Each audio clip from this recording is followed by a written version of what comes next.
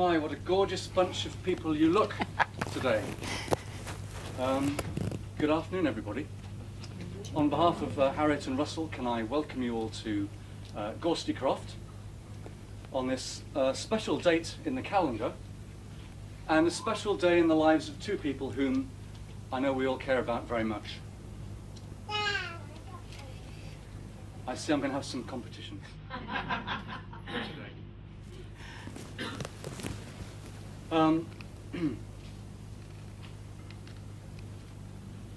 What can I say about Russell Wood? What words suddenly strike me when the words Russell Wood hit my brain? That he stays up half the night and is capable of staying in bed for half the following day. Well, true. His outrageous sense of humour and his fantastic generosity, well, that's certainly true. His organisational ability and attention to detail, well, let's face it, how many of us have ever received a wedding invitation quite like the one we all received? Yeah, they don't get much better than that. And I have to tell you that when we were schoolboys, Russell prided himself on having the most comprehensive and neatly written notes you have ever seen in your life. And I should know because I used to regularly rob them off him to copy. My name is Richard, but in present company you will hear me called Dick today. This was a nickname that was conferred on me when I was at boarding school with Russell when we met at the age of 11. I have to say that to this day I'm not really certain whether I was called Dick because of my proper name or because it was what other boys thought of me. However, I'm more than happy to answer to either name, Richard or Dick. Today is the culmination of a great deal of organisational planning, analytical detail and sheer hard work. Getting Gorsty Croft, that huge house across the way there, habitable. Converting the grounds and the mud pile into a garden / work in progress. And organising all of this for us today. We're very lucky. It does a great deal of credit to both Russell and Harriet. And lest we should forget that behind every great man, there is usually always a woman who actually does most of the work. Hear, hear. Which brings me on to say a few words about Harriet.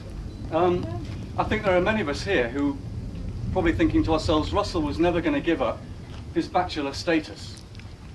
I certainly didn't.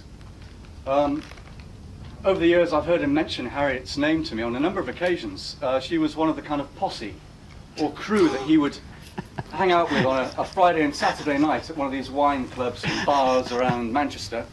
Mulligan's and Kells spring to mind. And this name kept cropping up. But, you know, little did I understand that sort of the dynamic that was going on here. You know, I'm one of his closest friends. And yet, even I couldn't see what was happening and going on.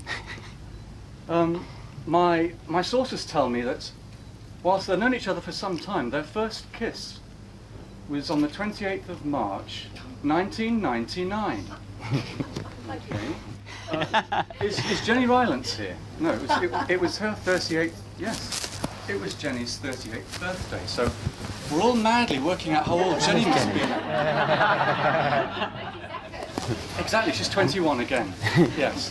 And then it was, you know, another 5 years that Russell, one evening, after another wedding, Sophie and Martin? Yeah, Sophie and Martin's wedding, yeah. That Russell invited Harriet to move in with him. And then another 18 months after that, they went on a very romantic holiday to Egypt, where Russell proposed. And then it's nearly 2 years after that that we suddenly find ourselves here today. Ladies and gentlemen, certainly nobody could accuse them of rushing anything. I was absolutely delighted to be invited to help out with today's proceedings. However, I have to say that this engagement has just gone on for far too long. And I really think it's about time we got this show on the road. We have an absolutely gorgeous bride.